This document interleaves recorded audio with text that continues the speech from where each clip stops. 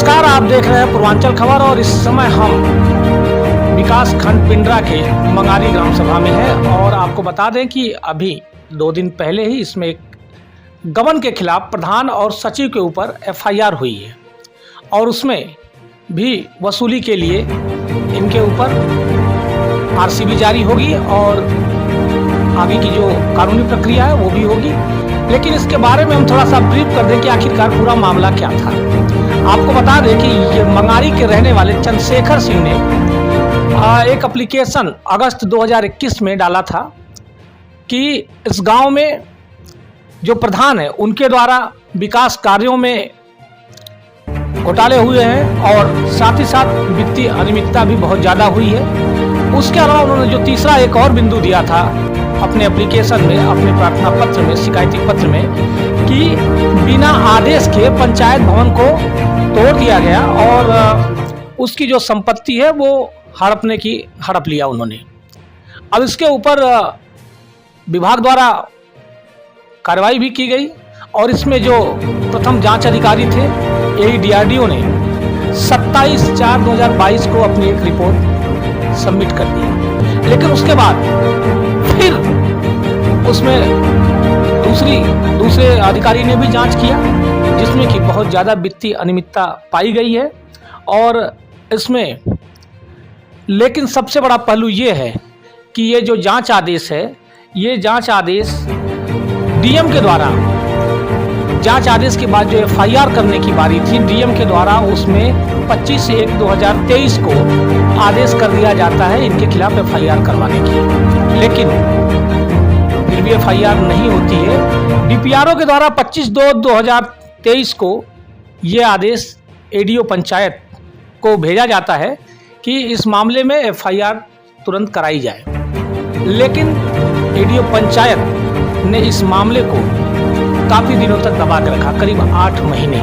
इसके पीछे वजह क्या थी यह भी हम जानेंगे। हालांकि जो इसमें शिकायत करता है चंद्रशेखर सिंह, वो थोड़ा अस्वस्थ है और उनकी जगह पे जो उनके प्रतिनिधि हैं उमाकांत शर्मा जी, हम उनसे बात करेंगे और जानने की कोशिश करेंगे कि आखिरकार आदेश होने के बाद भी एफआईआर होने में 8 महीने का समय कैसे लग गया। क्या एडीओ पंचायत अशोक कुमार चौबे इसमें कोई खेल खेल रहे थे या खेल खेलना चाह रहे थे, इसके बारे में हम बात करेंगे। तो आइए हम बात करते हैं उमाकांत शर्मा जी से और जानने की कोशिश करते हैं कि आखिरकार इस मामले में ऐसी क्या क्या पेचीदगी थी जिसकी वजह से इतना लेट लगा। उमाकांत जी ये बताइए कि ये जो एप्लीकेशन डाला था उन्होंने, चंद्रशेखर सिंह जी ने, उसमें क्या क्या डाला था उन्होंने, किस किस चीज़ को लेकर? उन्होंने 3 बिंदुओं पर जांच की मांग की। एक पंचायत बना तो बिना अनुमति गिरा दिया गया और उसकी संपत्ति को हड़प दिया गया। दूसरी बात थी कि उनका कहना था कि विकास कार्यों में भारी पैमाने पर अनियमितता की गई है और इसमें धन का बंदरबाट किया गया और वित्तीय अनियमितता की भी जांच की मांग उन्होंने की थी। AEDRDO ने जो जांच की उसमें उन्होंने लिखा कि कुछ बिंदुओं में जो काम कराया ही नहीं गया था उसमें धन निकासी कर दी गई थी। ग्राम प्रधान ने पहले एक बार उन्होंने दे दिया था कि मैंने एफआईआर कराया था, वह भी फर्जी था और उसमें सारा धन काम के नाम पर निकाला गया लेकिन कार्य हुआ नहीं था। तो उसके 2,38,000 की वसूली का आदेश हुआ और AEDRDO ने जो जांच की तो उन्होंने कहा था कि वित्तीय अनियमितता के संबंध में किसी विभागीय लेखाकार वगैरह से जांच करा लिया गया। इसमें जिलाधिकारी महोदय ने फिर डीपीआरओ कार्यालय के ही लेखाकार को जांच अधिकारी नियुक्त किया और उन्होंने करीब 22 लाख कुछ रुपए की अनियमितता पाई और उसमें उनके द्वारा तो वित्तीय वर्ष 17, 18, 19 की जाँच कराई गई और उसमें 22 लाख की अनियमितता जो पाई गई उसमें कारण ग्राम प्रधान और संजय शर्मा तथा पुराने और सचिव एक थे प्रभु प्रकाश सुरेखा को उपलब्ध कराया गया। लेकिन सर इसमें तो जो एफआईआर कॉपी उसमें तो 2 ही लोगों का नाम है, ग्राम प्रधान और उसमें अब डीपीआरओ कार्यालय से क्या हुआ क्या नहीं हुआ, उसमें भी प्रभु प्रकाश सुरेखा को उन्होंने सम्मिलित नहीं किया है, जबकि 2,38,000 की वसूली में प्रभु प्रकाश सुरेखा का भी नाम है। और जब 17-18 में प्रभु प्रकाश सुरेखा के खिलाफ वसूली का आदेश जारी हुआ, सब कुछ हुआ, तो उनका नाम इसमें रहना चाहिए था। लेकिन अब विभाग ने उनका नाम क्यों नहीं डाला? आगे जांच में जब पुलिस विभाग उसकी जांच करेगी तो उसको उनका भी नाम आएगा, नाम जुड़ेगा उसमें कोई दिक्कत नहीं है। क्या फिर इसके बारे में डीपीआरओ ऑफिस में डीपीआरओ से बात हुई आपकी? मैं डीपीआरओ से मेरी बात हुई, उन्होंने कहा कि जब जाँच होगी तो उन लोगों के भी नाम आएंगे। और हमको पता लगा कि अभी उनके द्वारा प्रभु प्रकाश सुरेखा को और एक सचिव और हैं हरिहर सिंह, उनके खिलाफ भी कार्रवाई करने के लिए कारण बताओ नोटिस वगैरह जारी की गई। उनका बताना था जो भी हुआ हो, अब उनकी बात मैं मानूँ तो दोबारा कारण बताओ नोटिस जारी। लेकिन आपके पास कोई ऐसा लिखित में प्रमाण नहीं है? नहीं, मेरे पास ऐसा कोई लिखित प्रमाण नहीं है। और अभी FIR के लिए 25 फरवरी को उन्होंने भेज दिया, एडीओ पंचायत साहब ने उसको दबा के रखा। सर आखिरकार उन्होंने ऐसा क्यों किया? 8 महीने तक दबा के रखा, क्या आपने उसके बारे में कोई बात नहीं की? डीपीआरओ कार्यालय से पत्र आने के बाद अशोक चौबे द्वारा पूरे कागजात को अपने कस्टडी में रख लिया गया और कार्यालय के लोगों को भी यह कागज देखने को नहीं मिला। मुझे जब जानकारी मिली मई में, तो हमने डीपीआरओ कार्यालय से जब जानकारी मिली तो मैंने चौबे जी से पूछा, करीब 20 मई को मैंने उनसे पूछा, उनकी FIR के लिए आपको आदेश हुआ था, आपने FIR कराया नहीं था, कहाँ है कागज? तो वो आनाकानी करने लगे। तो 2-3 लोगों ने और उनके ऊपर दबाव डाला कि नहीं, आप शर्मा जी के साथ अन्याय करने वाले, FIR क्यों नहीं दर्ज हो रहा है? तो 23 मई को उन्होंने हमको बताया कि नहीं, उन्होंने कागज़ मिला है, हम जल्दी उसका करा देते हैं। फिर 25 मई को हमने कहा कि अच्छा जो कागजात आए हैं हमको दिखा दिया जाए। उन्होंने मुझे दिखाया नहीं। मैंने इसकी शिकायत SDO CDO से की और डीपीआरओ से की, DPO साहब से, DD साहब से भी हमने की। तो डीपीआरओ साहब ने व्यवस्था ही थी तो उन्होंने कहा कि साहब मैं एडीओ पंचायत के खिलाफ कारण बताओ नोटिस हमने भेजा है। ऐसा उन्होंने CDO को भेजा व्हाट्सएप पर। CDO ने हमसे कहा कि जल्दी FIR भी हो जाएगा और वसूली की कार्रवाई भी की जाएगी। दोबारा फिर मैंने दबाव डाला और उस पर एक RTI लगाई, तो डीपीआरओ साहब ने हमसे कहा कि नहीं, अशोक चौबे द्वारा वहाँ थाने पर तहरीर दे दी गई है। जो तहरीर की कापी हमने देखी और जब थाने से हमने RTI लिया तो उन्होंने कहा साहब हमारे यहाँ तो कोई तहरीर प्राप्त ही नहीं हुई है। तो क्या इसमें एडीओ पंचायत ने जो पूरा गोलमाल कर दिया? एडीओ पंचायत ग्राम प्रधान से मिले हुए हैं और मिल करके भारी पैमाने पर डीपीआरओ के नाम पर उन्होंने पैसा लिया। डीपीआरओ को बदनाम करने के लिए से 50,000 रुपया लिया और ले करके FIR यानी FIR रोकने की पूरी कोशिश किया एडीओ पंचायत। एडीओ पंचायत जब दोबारा थाने वालों ने दबाव बनाया और लोगों ने दबाव बनाया, हमने RTI लगाना शुरू किया। थाने वालों ने उनसे कहा भाई आप अगले के आपको दीजिए या तो आपके खिलाफ मैं कार्रवाई करूँगा। तब जाकर के उन्होंने 12 अक्टूबर को जाकर कागज किया FIR। इस दौरान आपसे एडीओ पंचायत से बात हुई एक बार भी?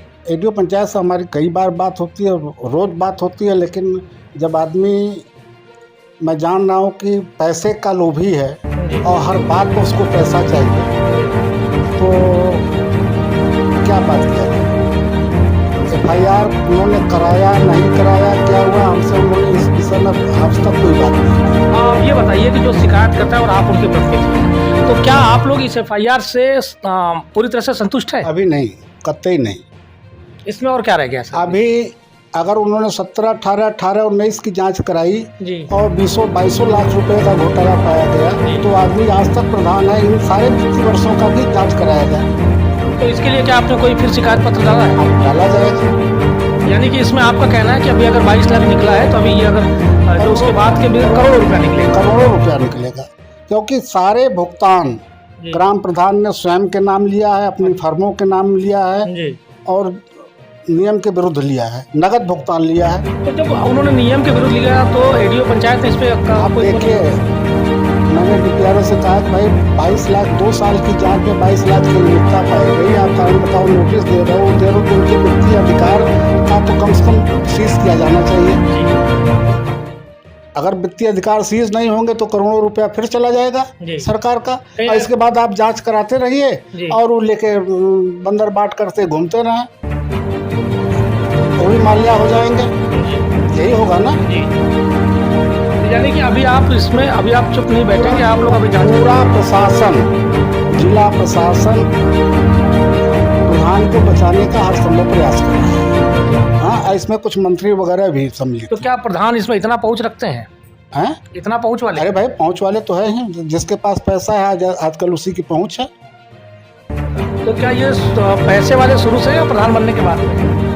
अरे पैसे वाले तो शुरू से नहीं है, कर्ज के पैसे से सब कुछ कर रहे थे। भाई ग्राम पंचायत के पैसे से बन गए हैं, तो अभी अपना पैसा नहीं लगना है तो कहीं भी किसी को क्या देना है क्या लेना है अपना खर्च करते हैं, उनकी वो अपनी बात है। हाँ, यानी कि आप कुल मिला के अभी इस एफआईआर से संतुष्ट नहीं, अभी आप और भी जांच करवाएंगे? और कराएंगे। तो आपने देखा कि जैसा कि हमें उमाकांत शर्मा जी ने बताया कि इस जांच से अभी ये संतुष्ट नहीं है और अभी इसमें और भी जांच दोबारा करवा सकते हैं, क्योंकि इनका कहना है कि अगर 2 वित्तीय वर्ष में अगर 22 लाख का गबन मिलता है तो न जाने वो, क्योंकि अभी तक वो वर्तमान में भी प्रधान है, तो न जाने कितने रुपए का इन्होंने घोटाला किया होगा, गबन किया होगा सचिव के साथ मिलकर। लेकिन इसमें जो सबसे संदिग्ध भूमिका है वो सबसे संदिग्ध भूमिका एडीओ पंचायत की है। अशोक कुमार दुबे जो पिंडरा विकास खंड के प्रभारी एडीओ पंचायत हैं, अशोक कुमार चौबे जी, सारी भूमिका इनकी संदिग्ध दिख रही है, क्योंकि जिस तरह से इन्होंने एफआईआर को डिले किया है, अधिकारियों के, अपने उच्च अधिकारियों के आदेशों का अवहेलना किया है, इससे तो साफ जाहिर ये होता है कि इसमें कहीं न कहीं एडीओ पंचायत की भी मिली भगत है।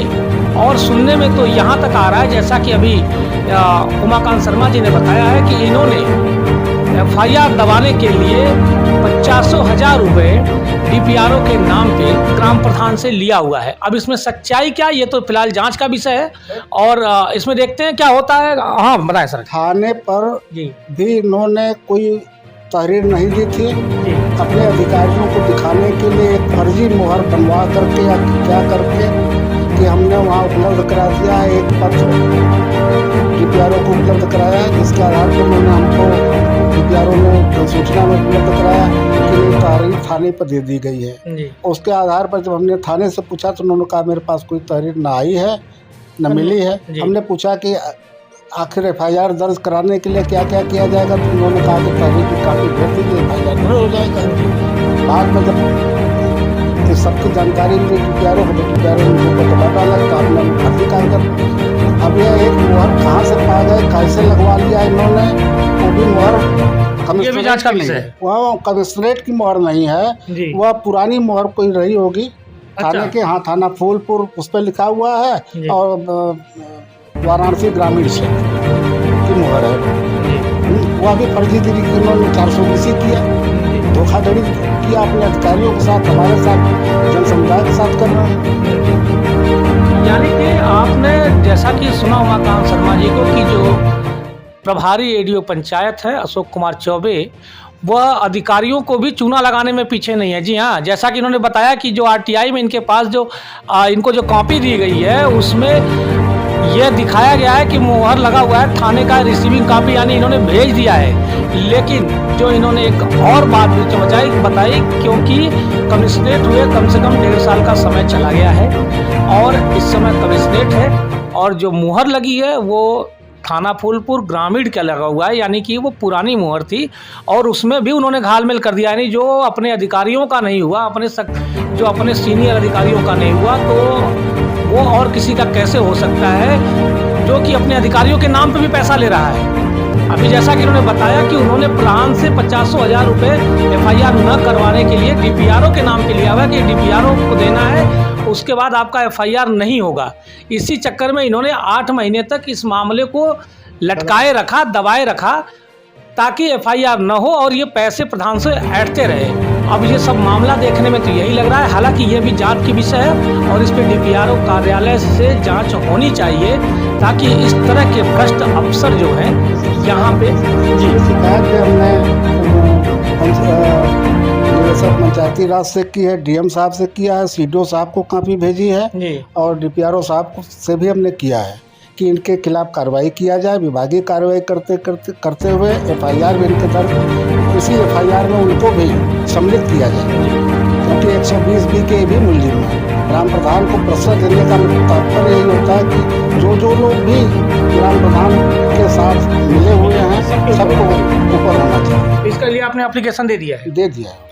तो जैसा कि इन्होंने बताया कि इन्होंने ऑलरेडी इसके लिए डीएम, डीपीआरओ कार्यालय, सीडीओ, डीडी पंचायत सभी लोगों के पास इन्होंने एक शिकायत पत्र डाल दिया है कि इनको भी इस एफआईआर में शामिल किया जाए और इनके खिलाफ भी कार्रवाई की जाए। अब देखना यह है कि क्या इस पे डीएम साहब संज्ञान लेते हैं या सीडीओ साहब संज्ञान लेते हुए डीपीआरओ कार्यालय को ये आदेश देते हैं कि इस एफआईआर में या फिर कोई अलग से एफआईआर एडीओ पंचायत अशोक कुमार चौबे के नाम पे होती है या नहीं।